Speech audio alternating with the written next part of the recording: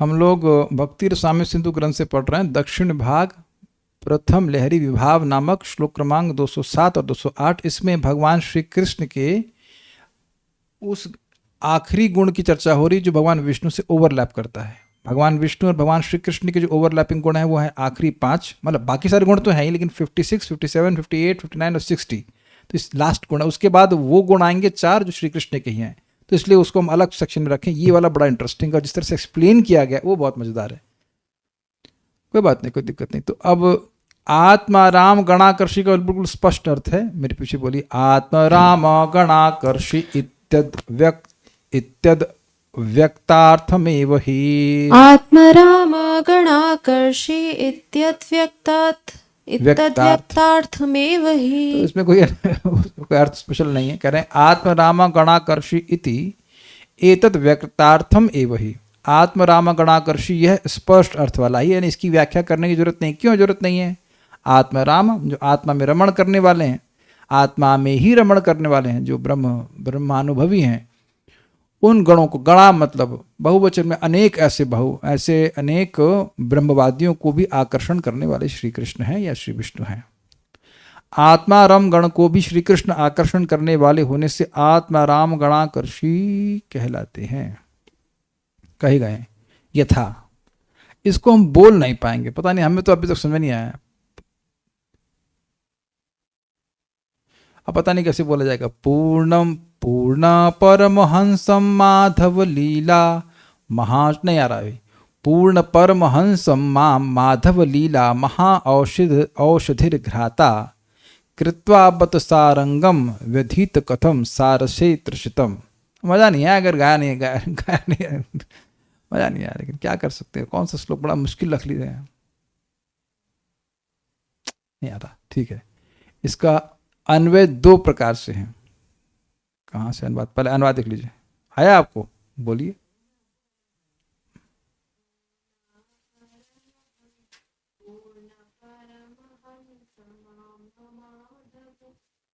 नहीं, मैं पहले ट्राई कर चुका हूँ, बीच में सूती में नहीं चलेगा वो। जैसा कि कहा गया है,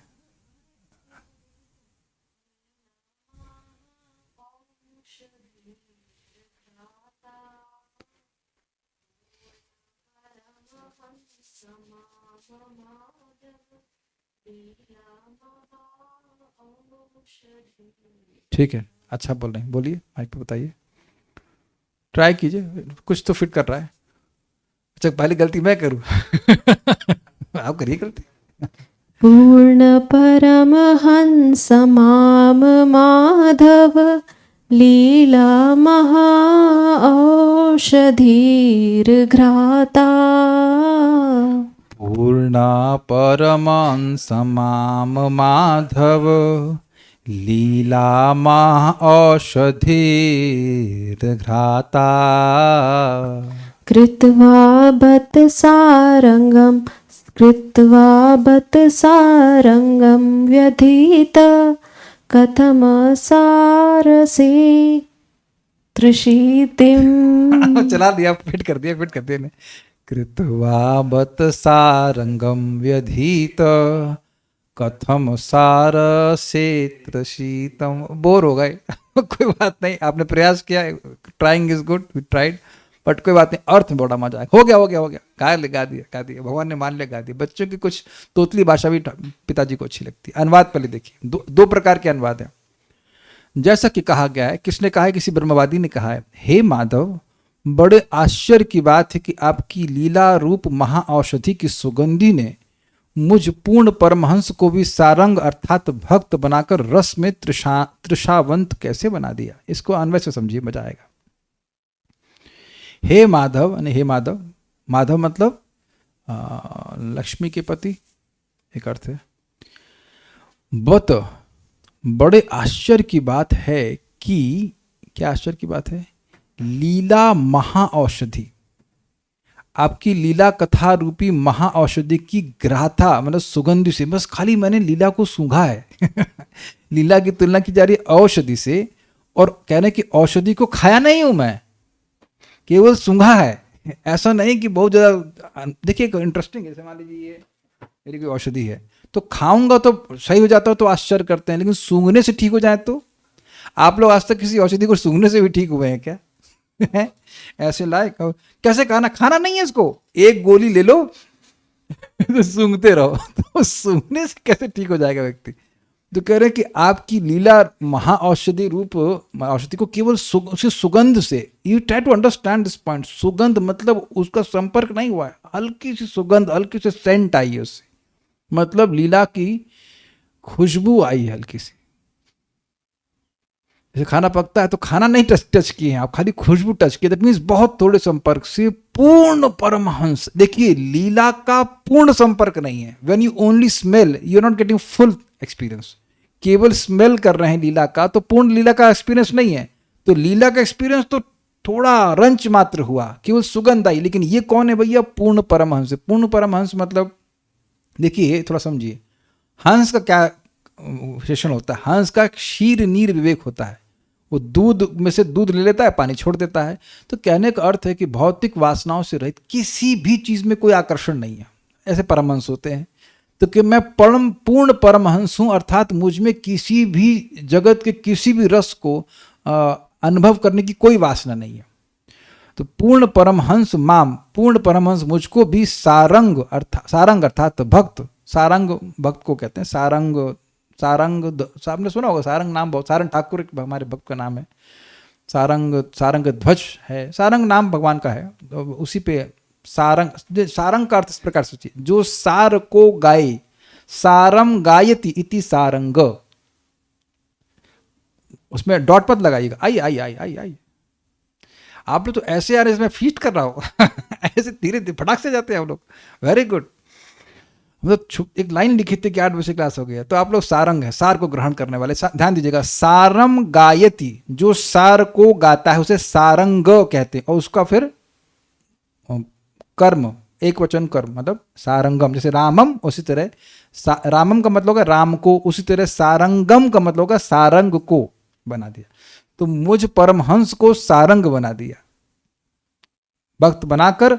अब देखिए श्लोक में शब्द है सारसे, सारसे है ना, सा, अब मैं इसको ऐसे बोल सकता हूं, सारसे एक शब्द हुआ, और तोड़ दीजिए इसको, सा और रसे, सा और रसे। सह जो होता है वह पुल्लिंग में होता है, सह गच्छति वह जाता है, और सा गच्छति मतलब वह जाती है, तो सा जो है वो स्त्रीलिंग में होता है। तो सा का लिंक कर दिया जाता है लीला रूपी महा औषधि से इसकी सारी मैपिंग बड़ी इसी प्रकार से, सा मतलब उस लीला महा औषधि के रसे मतलब रस में, ये सप्तमी में चला गया, रस में तृषितम कथम व्यधीता, प्यासा कैसे कर दिया, मतलब समझे मैं परम पूर्ण हंस हूं, मैं मतलब जो व्यक्ति बोल रहा है उसको किसी चीज की प्यास नहीं है। लेकिन बड़ी मजेदार बात है कि लीला रूपी महा औषधि की केवल सुगंध मिली, रस नहीं मिला है, केवल खुशबू आई है। ही जस्ट स्मेल्ड इट, मतलब बहुत ज्यादा सुनने को नहीं मिला, थोड़ा थोड़ा सा कुछ सुन लिया, कुछ एक आध दो श्लोक भागवत के सुन लिए होंगे, आधा श्लोक सुन लिया होगा, तो उसकी सुगंध से लीला औषधि के रस में प्यासा कर दिया। सुगंध कभी प्यासा करती है सुगंध तो प्यासा नहीं करती।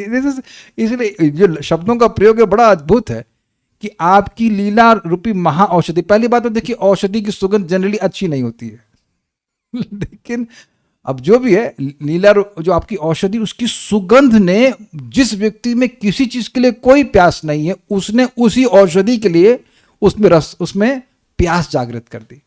तो इसलिए भैया आश्चर्य कर रहे हैं ऐसा कैसे हो गया। यानी कि ये देखिए बड़ी सुंदर बात है कि जिनको इस जगत में किसी चीज की अपेक्षा नहीं है, उनके मन को भी भगवान की कथा खींच लेती है। समझ रहे बात? जो किसी से नहीं खींच रहे हैं वो हरि कथा से खिंच जा रहे हैं, तो जो हर जगह खिंच रहे हैं वो क्यों नहीं खिंच जाएंगे? कुछ समझे आप? हम लोग का मन तो क्षण क्षण में इधर जा रहा है उधर जा रहा है, कुछ देर में कुछ खाने के लिए चाहिए, खाना खा लिया उसका कुछ छूने के लिए चाहिए, कुछ देखने के लिए चाहिए, कॉन्स्टेंटली मन खींच ही रहा है, तो उसको हरि कथा क्यों नहीं खींच लेगी आसानी से? अरे जो स्टील को बेंड कर दे वो तो रबड़ बैंड को तो खींच देगी समझ रहे हैं? तो इन लोग का परमहंस का चित्त जो है एकदम सार पकड़ता, कहीं जाता नहीं जगत में, ब्रह्म का अनुभव कर रहा है। परमहंस भक्त भी होते हैं, लेकिन यहाँ पे परमहंस का अर्थ है ब्रह्म का अनुभव करने वाले व्यक्ति, बस ब्रह्म ब्रह्म देख रहे, जैसे सुखदेव गोस्वामी। लेकिन उनको बस एक दो श्लोक की सुगंध मिली, हल्की सी सुगंध। इसलिए बोल रहा हूं क्योंकि 2 श्लोक सुनाए थे, उसकी कोई टीका तात्पर्य कुछ कुछ नहीं समझाए थे, खाली श्लोक सुना दिया बस। आप देखो मैं श्लोक को बोल के चला जाता तो आप खाली श्लोक सुनते ना, तो सुगंध आ गई हल्की, लेकिन अब डिटेल में समझा रहा हूं तो श्लोक के प्रति आकर्षण हो रहा है। कुछ समझ रहे हैं बात? तो ऐसा कुछ समझाया नहीं, केवल एक सुन लिए भागवत का श्लोक या कुछ भगवान की लीला सुन लिए तो उससे वह प्यासे हो गए। जैसे कि फॉर एग्जाम्पल सुखदेव गोस्वामी है ना, उसमें क्या बोलते हैं, परिनिष्ठतोपि नैर्गुण ने उत्तम श्लोक लीलया ग्रहित चेत राजर्षे आख्यातम अधीतवान, ऐसे करके ना, कि मेरा तो वह पूरी तरह से ब्रह्म में निष्ठ था, सुखदेव गोस्वामी कह रहे हैं, फिर भी भगवान की उत्तम श्लोक की लीलाया, भगवान की लीला के द्वारा मेरा मन खींच लिया गया, इसलिए मैं 18,000 श्लोक पढ़ डाला कि इतना इसमें रस भरा हुआ है, एक प्याले में इतना रस है तो और कितना, पूरा भर भर के पूरा ड्रम ही पी जाता हूँ। तो ये कि उनको आश्चर्य हो रहा है। अब दूसरा अर्थ पकड़िए, ये कैच किया, मैं बहुत तेज गया, पहले श्लोक को देखिए, श्लोक को समझाऊंगा तो उसके अनुसार समझाता हूँ। पूर्ण परमहंसम माम, मुझ पूर्ण परमहंस को, जिसमें परमहंस की पराकाष्ठा है, परफेक्ट परमहंस हूं, माम माधव, हे माधव, लीला महाऔषधिर घ्राता, आपकी लीला रूपी महाऔषधि की सुगंधि से सारंगम कृत्वा, सारंगम मतलब भक्त बनाकर, और बत मतलब बड़े आश्चर्य की बात है कि मुझे भक्त बना दिया है, मैं तो किसी का भक्त नहीं था, तो व्यधित मतलब बना दिया। और उसके बाद कह रहे हैं कथम सार से तृषित्वाम, मैं जैसे बोल रहा हूं वैसे सुनिएगा उसको, सार से तृषितम, किस प्रकार सा महाऔषधि से लिंक कीजिएगा, उस महाऔषधि के रस में प्यासा बना दिया। तो ये इनको बड़ा आश्चर्य हो रहा है, आश्चर्य हो रहा है इस बात का कि हमको समझ नहीं आ रहा कि कैसे हो रहा है, मतलब हमको नहीं, इन भैया को, जो परमहंस हो गए, परमहंस को भी भगवान का ये लीला औषधि का क्या प्रभाव कैसे हो रहा है ये समझ में नहीं आ रहा, हो रहा है ये दिख रहा है, लेकिन कैसे हो रहा है समझ नहीं आ रहा। इसका मतलब क्या है, अनकंट्रोलेबल। जब आपको समझना है कि ये कैसे हो रहा है तो वो चीज आपके कंट्रोल में नहीं होती है कि नहीं? तो कह रहे हैं कि अब हम, यानी कि अनकंट्रोलेबली, कैसे करेंगे हिंदी में, कैसे बोलेंगे उसको, हाँ हिंदी में बोलेंगे इररेजिस्टिबली, ठीक है, अनियमित रूप से, अनियंत्रित, और अच्छा शब्द कुछ आ रहा है वो मन में, स्वाभाविक रूप से कह सकते हैं, हाँ ठीक है, अनियंत्रित ज्यादा सही आ रहा है। तो अब वो अवश्य रूप से, वो उनका वश नहीं चल रहा है कि भगवान की लीला को वह के प्रति आकृष्ट ना हो, ऐसा वह खींच ले रहे हैं। तो इससे स्पष्ट है कि भगवान के गुण ऐसे हैं कि आत्माराम गणों को भी उनके गुण आकर्षित करते हैं। एक ही हुआ, ये तो था अच्छा अर्थ। अब दूसरा अर्थ देखिएगा, बड़ा मजेदार,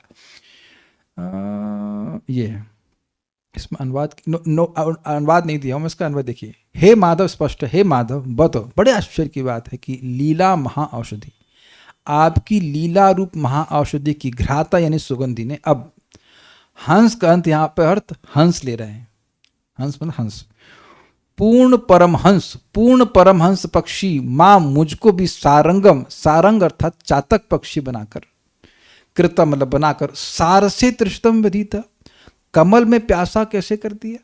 अब आप कहेंगे भाई ये क्या आश्चर्य हुआ। देखिए बात ये है कि चातक पक्षी जल और जमीन की कोई वस्तु नहीं ग्रहण करता है। ये स्पष्ट है, ये प्रसिद्ध बात है कि चातक पक्षी जो है स्वाति नक्षत्र में जब वर्षा होती है तो उस वर्षा के पानी को ही पीता, ऊपर ही दिखता रहता है, बादल से बेसिकली पानी पीता रहता है।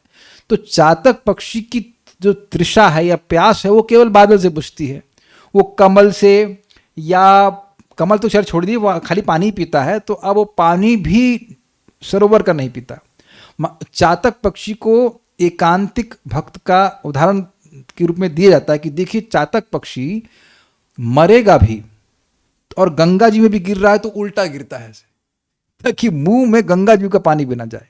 अगर पानी उसको चाहिए तो स्वाति नक्षत्र का जो बादल है उससे जो पानी गिरेगा वही पिएगा। हम भक्त से तुलना नहीं कर रहे हैं, बस बात ये हो रही एकांतिक होने का, अनन्य होने की बात है। तो पॉइंट यह है कि चातक ऐसे भी सॉलिड भोजन नहीं करते हैं, वो केवल जल पीते हैं भैया, उसी से उनका नरिशमेंट होता है। अब न सिर्फ वो मतलब जल की तो स्पृहा नहीं ही करेगा, वो केवल बादल वाले जल की स्पृहा करता है। तो अब इधर नीचे के जल की स्पृहा तो नहीं ही करेगा, और सॉलिड फूड की कैसे वह स्पृहा करेगा। जब वह सरोवर के जल को नहीं पिएगा तो वह सरोवर के कमल को खाएगा? खाना उसकी डिक्शनरी में आता नहीं है, खाना मेरे बस की बात नहीं, that is the point, he does not eat. लेकिन अब कह रहे हैं कि सारस का मतलब होता है कमल में, कमल के लिए प्यासा कर दिया। Is playing on words. Sarang मतलब चातक, और उस चातक को आपने कमल के लिए प्यासा कर दिया कि कमल मिल जाए, कमल मिल जाए, जबकि वो जल के लिए भी प्यासा नहीं, मतलब जल भी ग्रहण नहीं करता सरोवर। Can you understand this point? तो दो बातें हैं इसमें, दो आश्चर्य हैं। एक आश्चर्य क्या है कि औषधि व्यक्ति को ठीक करती है, उसकी योनि थोड़ा चेंज कर देती है। तो बन गए हंस से बन गए। देखिए कोई परम हंस वाला जो निर्विशेषवादी भक्त बन जाए कुछ आश्चर्य नहीं करेंगे, लेकिन पक्षी चेंज हो जाए, कौवे से हंस बन जाए, हंस से कौवा बन जाए तो आश्चर्य होगा ना। तो कह रहे आश्चर्य ये है कि इस औषधि की सुगंधि से मैं हंस से चातक बन गया, पहला आश्चर्य। और दूसरा आश्चर्य कि चलो चातक बन जाते कोई बात नहीं, लेकिन अब ये स्थिति होगी कि हंस जो वो कमल के संग खेलता है, तो न सिर्फ हंस से चातक बन गए, बल्कि चातक बनने के बाद अब हंस जो, जैसे हंस कमल के प्रति आकृष्ट होता है, सरोवर में खेलता है, ऐसे हम भी खेलने लग गए। यानी कि हमारी एक इंग्लिश में कहते हैं प्रोक्लिविटी, जो हमारे जो क्या बोलेंगे, हमारा टेस्ट चेंज हो गया। हमारा टेस्ट भी चेंज हो गया। क्या आप उससे अप्रिशिएट कर पाए? दो प्रकार के आश्चर्य। एक आश्चर्य क्या है कि हंस बन गया चातक, और दूसरा कि वो चातक जो है वो बादल का पानी छोड़ करके वो अब सरोवर से जल ही नहीं, सरोवर का कमल के प्रति प्यासा हो गया है। ये सब है नोट। चातक पक्षी कमल या सरोवर के जल के लिए नहीं, अपितु स्वाति नक्षत्र में होने वाली वर्षा के जल के लिए ही प्यासा होता है। इसलिए दो आश्चर्य हैं, एक यह है कि हंस को चातक कैसे बना दिया, और दूसरा चातक को कमल के लिए प्यासा कैसे बना दिया। देखिए सरोवर के जल के लिए प्यासा बना देते तो भी कोई बात नहीं होती, तो भी आश्चर्य होता, लेकिन जल के लिए नहीं, एक सॉलिड चीज के लिए, कमल के लिए आकर्षित, कमल के लिए वो प्यासा बना दिया। This is playing on words, English में कहते हैं पन। संस्कृत पर देख लीजिए फिर दूसरा अर्थ क्या निकलता है। पूर्ण परमहंस माम, मुझ पूर्ण परमहंस को, हे माधव, हे माधव आपकी लीला रूपी महाऔषधि ने की सुगंधी नहीं, सारंगम कृत्वा अर्थात चातक बनाकर ही से समझ लीजिए कि जबरदस्ती बना करके, कथम किस प्रकार, सारसे कमल में तृषितम व्यधीता प्यासा बना दिया। बता शब्द आश्चर्य के लिए। एक और बात है कि तृषित शब्द, जब हम प्यास की बात करते हैं तो जल के लिए प्यासा होगा, कुछ लिक्विड चीज के लिए प्यासा होगा। खाने के लिए, कमल खाने के लिए, कोई खाने की चीज के लिए व्यक्ति प्यासा कैसे हो सकता है? तो प्यास से मतलब है इंटेंस डिजायर, ये अर्थ। तो श्लोक थोड़ा सा ही था लेकिन नाम को मजेदार लगा था। अभी देखते हैं दुर्गम संगम ने टीका। सारंग अर्थात चातक पक्षी और भक्त भी, तो ये तो इसके अनुसार दो अन्वय चले। सारम गायति इति, ये सारंगा की व्याख्या हो रही है, अर्थात जो सार को ही गाता है, ऐसे अर्थ लेने से भक्त अर्थ होता है। जैसे कि श्रीमद् भागवतम 1:11-26 में कहा गया है, मेरे पीछे बोलिए। श्रियो निवासो यस्योरः, श्रियो निवासो यस्योरः, पानपात्रं मुखं दृशा, पानपात्रं मुखं दृशा, बाहवो लोकपालानां, बाहवो लोकपालानां, सारंगाणां पदाम्बुजम्। सारंगाणां पदाम्बुजम्। भगवान का वक्षस्थल लक्ष्मी देवी का निवास स्थल है। उनका चांद जैसा मुखड़ा उन नेत्रों के लिए जलपात्र के समान है जो सुंदर वस्तुओं के लिए सदैव लालायित रहते हैं। ये समझी बात? किसकी मतलब भगवान की प्रॉपर्टी पे किसका क्या अधिकार है वो बता रहे हैं कि छाती पे किसका अधिकार है, लक्ष्मी जी का है, और मुख पे किसका अधिकार है, जो सुंदर वस्तु देखने के लिए लालायित रहते हैं। तो उनका चांद जैसा मुखड़ा कैसा है? जलपात्र के समान है, उन नेत्रों के लिए जलपात्र के समान है जो सुंदर वस्तुओं के लिए सदैव लालायित रहते हैं। मतलब जैसे कोई व्यक्ति प्यासा है तो उसको जल देता है जैसे व्यक्ति, उस तरह से जिसकी आंखें सुंदर रूप को देखने के लिए लालायित हैं, उनको वो वस्तु सुंदर रूप रूपी रस देने के लिए भगवान का मुखड़ा है। तो किसका, जो लोग सुंदर रूप देखना चाहते हैं उनका भगवान के मुख पर अधिकार है। ठीक है। उनकी भुजाएं प्रशासक देवताओं के लिए आश्रय स्थल है। देवताओं को शक्ति चाहिए तो चलो भुजाओं पे अधिकार है उनका, और उनके चरण कमल उन शुद्ध भक्तों की शरण स्थली हैं जो भगवान के अतिरिक्त न तो कुछ कहते हैं न गाते हैं। कुछ समझ गई बात? मतलब चरण पे किसका अधिकार है? भक्तों का अधिकार है। इसीलिए लक्ष्मी जी यद्यपि स्त्री हैं और चरणों में बहुत सारे पुरुष भक्त भी हैं, फिर भी वहां रहना चाहती हैं, जबकि स्त्रियां, कोई स्त्री पुरुषों के बीच में नहीं जाना चाहेगी, लेकिन चरण कमल में इतना आस्वादन है कि वो भक्तों के बीच में जाकर भी और अपनी स्पेशल पोजीशन छोड़कर भी वहां रहना चाहती हैं। बट पॉइंट यहाँ पे सारंगाणाम पदाम्बुजम, तो यहाँ पर सारंग शब्द जो है भक्तों के लिए आया है कि वो भगवान के अतिरिक्त कोई बात नहीं करते, उनको उसमें वो रुचि नहीं आती। तो यहाँ से व्याख्या हो रही इस बात की कि सारंग शब्द जो है वो भक्तों के लिए, शुद्ध भक्तों के लिए। ठीक है, जो सार को ही गाए, सार श्री कृष्ण है, श्री कृष्ण की कथा है, कृष्ण का नाम है, तो जो सार को ही गाए उसे सारंग कहते हैं। ठीक है, उसके बाद कह रहे हैं अगर सारंग का अर्थ भक्त लेते हैं तो सारसे में सा अलग और रस से अलग हो जाएगा और सा का संबंध लीला महाऔषधि से होगा। मतलब सा स्त्रीलिंग में, वह है लीला महाऔषधि, उस तरह से। ये कैच कर पाए आप? देखिए, वह शब्द तो हिंदी में चल रहा है, लेकिन संस्कृत में सह और सा होता है। वरुण प्रभु कुछ तो पढ़े होगा, कुछ तो पढ़ लो यार कुछ तो पढ़ लो, कुछ तो अप्रिशिएट कर पाए। सा के बाद विसर्ग लगता है तो वो प्रभु जी के लिए होता है, और सा मतलब स्त्रीलिंग। पार्थ सारथी प्रिय माता जी, कुछ पढ़ी है संस्कृत? आप समझ गए? आप गर्दन हिला रहे हैं, समझ गए? और किसी को समझ में आई है? सहसा, सहसा नहीं, सहसा नहीं, सह और सा, सह गच्छति, वह लड़का जाता है। ठीक है, अनंत प्रभु आपके लिए क्या बोलेंगे? सह आगच्छति, वह आता है। और वैष्णवी के लिए क्या बोलेंगे? सा आगच्छति, वह आती है। इतनी संस्कृत समझ लीजिए, होम स्कूलिंग सा सा, तो सा क्योंकि स्त्रीलिंग में आ रहा है, इसलिए सा लीला महाऔषधि से लिंक कर दिया कि उस लीला महाऔषधि के रस में प्यासा कर दिया। ये एक इंटरेस्टिंग है कि औषधि के लिए कोई प्यासा होता है क्या? औषधि तो व्यक्ति ड्यूटीफुली लेता है कि वो ठीक हो जाए है ना, लेकिन ये इतनी रिलेशेबल है कि क्या करे, उसके लिए प्यासा कर दिया। आप में से कभी कोई व्यक्ति दवा खाया हो, इतना भाग्यवान हो, तो प्यासा कौन हुआ है इसके लिए नीड के बेस पे खा लेते हैं। बट भगवान की कथा इस प्रकार की। अगर सारंग का अर्थ चातक लेते हैं तो सारस का अर्थ कमल होगा। तो सारसे मतलब कमल में हमको प्यासा बना दिया,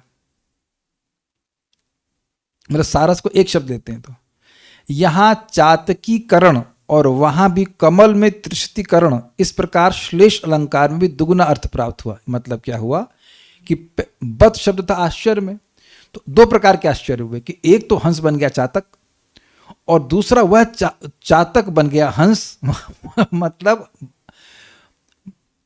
चातकीकरण मतलब हंस बन गया चातक, देखने में चातक हो गया वो, ठीक है, लेकिन चातक की जो टेंडेंसी वो चेंज हो गई जैसे कि हंस का एक गुण है कि वो कमल के संग खेलता है, तो कमल में आकर्षित होता है। ये पता है ना आपको बात?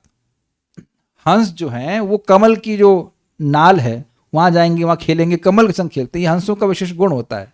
हंसों को कमल से एसोसिएट करते हैं कि नहीं करते? जैसे वो बता रहे थे ना कि भगवान जब अपना शंख बजाते तो शंख जो है हंस जैसा लग रहा है, और जो भगवान के हाथ है वो कमल जैसे लग रहे हैं। तो सुन चुके हैं जब भगवान द्वारका में प्रवेश करते हैं तो हंस का लिंक कमल से है, और चातक का कोई लिंक नहीं, चातक का लिंक पानी से जो ऊपर से आता है। तो कह रहे हैं कि एक आश्चर्य ये है कि हंस को बना दिया चातक, दे आर डिफरेंट, बिल्कुल अलग प्रजाति है। और दूसरा क्या है कि यद्यपि वो बना चातक लेकिन वो कमल में आकर्षित हो गया, तो त्रिशतीकरण मतलब प्यासा होने का गुण।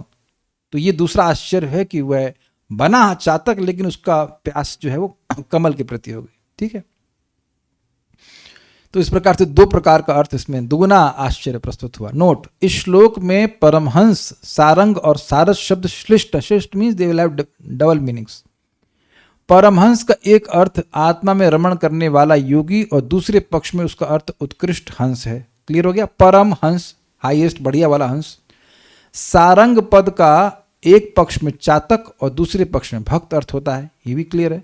सारस पद का एक अर्थ कमल होता है और दूसरे पक्ष में सा पद अलग और रस पद अलग कर दिया जाता है। मैं खाली पढ़ दे रहा हूं, अब तो बात समझ में आ गई होगी।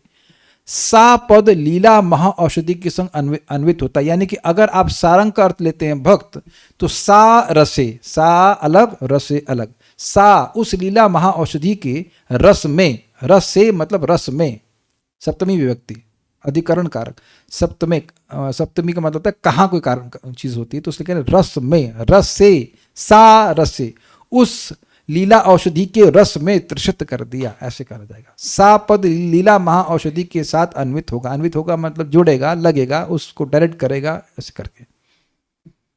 कृष्ण की लीलाओं को देखकर बड़े बड़े योगीराज या परमहंस भी सारंग अर्थात भक्त बन जाते हैं, यानी कि अब वो, पहले तो उनकी स्थिति थी कि कुछ बोलते ही नहीं थे। ब्रह्माकार चित्त मतलब इंद्रियां विषयों को बिल्कुल नहीं पकड़ेंगे, ना कोई शब्द बोलेंगे, ना रूप, कुछ ग्रहण नहीं करेंगे। लेकिन अब ये हो गए सारंगा अर्थात सार को ही गाने वाली, अर्थात हरि कथा को ही गाने वाली। जैसे एक भक्त हुए, इनका नाम था मधुसूदन सरस्वती, यस। और वो प्रकांड मतलब हाईएस्ट लेवल के वो थे काशी में, क्या कहते हैं उनको, निर्विशेषवादी। लेकिन वृंदावन आए और भगवान की कुछ ऐसी कृपा हो गई कि अब बस कृष्ण कृष्ण ही बोले। तो जब काशी पहुंचे तो जहां जहां बोले कृष्ण कृष्ण बोले, तो ये क्या हो गया भैया, गुरुजी को क्या हो गया, कृष्ण कृष्ण बोल रहे हैं, ब्रह्म के बारे में कुछ बोल ही नहीं रहे हैं। तो उनसे पूछा गया, कह रहे कुछ कृष्ण कृष्ण ही करते रहेंगे या कुछ तत्व बोलेंगे। तो बड़ा सुंदर श्लोक बोले, श्लोक हमको याद नहीं है लेकिन बड़ा सुंदर श्लोक है। कई बार वंशी ऐसे कर शुरू होता है, वंशी विभूषित करा ऐसे कर शुरू होता है, जिनके हाथ जो है वंशी से विभूषित हैं। कोई ढूंढ दे, बता दूंगा यहाँ पर। वंशी विभूषित करा नवनीत राभा ऐसे करके श्लोक है। उनकी हाथ जो है वंशी से विभूषित हैं और उनकी आभा जो है बादल की तरह, नवनीत ना आभा ऐसे करके कुछ श्लोक है। तो उसका अंत में कहते हैं कि कृष्ण से परे कोई तत्व है हम नहीं जानते। तो आप समझ गए ना कि अब वो केवल कृष्ण का ही वर्णन कर रहे हैं, ठीक है। एक और सुखदेव गोस्वामी दूसरे, और चार कुमार तीसरे कह लीजिए या सातवें कह लीजिए, छठे कह लीजिए, कह लीजिए, चार लोग होंगे ना इसमें। इस तरह से अनेक अनेक लोग हैं।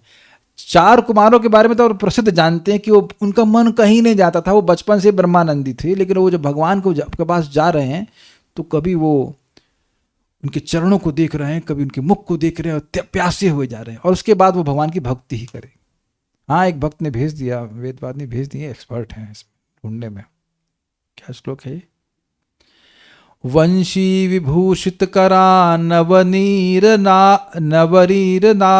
दाभात पीतांबर अरुण बिंब फलादरोष्ठात पूर्णेन्दु सुंदर मुखार अरविंद नेत्रात कृष्णात परम किमपि तत्वम हम न जाने।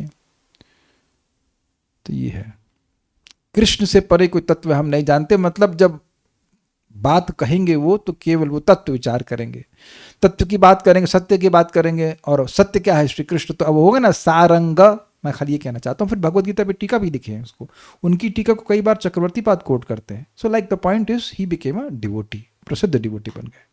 हाँ, बिल्व मंगल ठाकुर, मैं उनको याद कर रहा था कि वो बोल रहे हैं कि मैं परमहंसों में चूड़ामणि था हाईएस्ट, और मुझको जबरदस्ती एक लड़के ने क्या था, दासी बना लिया। ये हम लोग पढ़ चुके हैं भक्ति स्वामी सिंधु में, जबरदस्ती मेरे को दासी बना लिया, लाइक दिस। तो यहाँ भी हम देख रहे हैं कि बिल्व मंगल ठाकुर जी को भी श्री कृष्ण ने अपने गुणों से आकृष्ट कर दिया, यद्यपि वह महान परमहंस थे। ठीक है, ये बात है। और फिर उनकी लीलाओं के रस में उनकी तृष्णा हो जाती है। ठीक है, यह सब उनकी लीलाओं के देखने का प्रभाव है, सुनने का प्रभाव है। मानो लीला कोई ऐसी दिव्य औषधि है जो परम हंस अर्थात उत्कृष्ट हंस को भी सारंग अर्थात चातक बनाकर कमल में सतृष्ण बना देती है। सतृष्ण मतलब तृष्णा से, प्यास से युक्त बना देती है।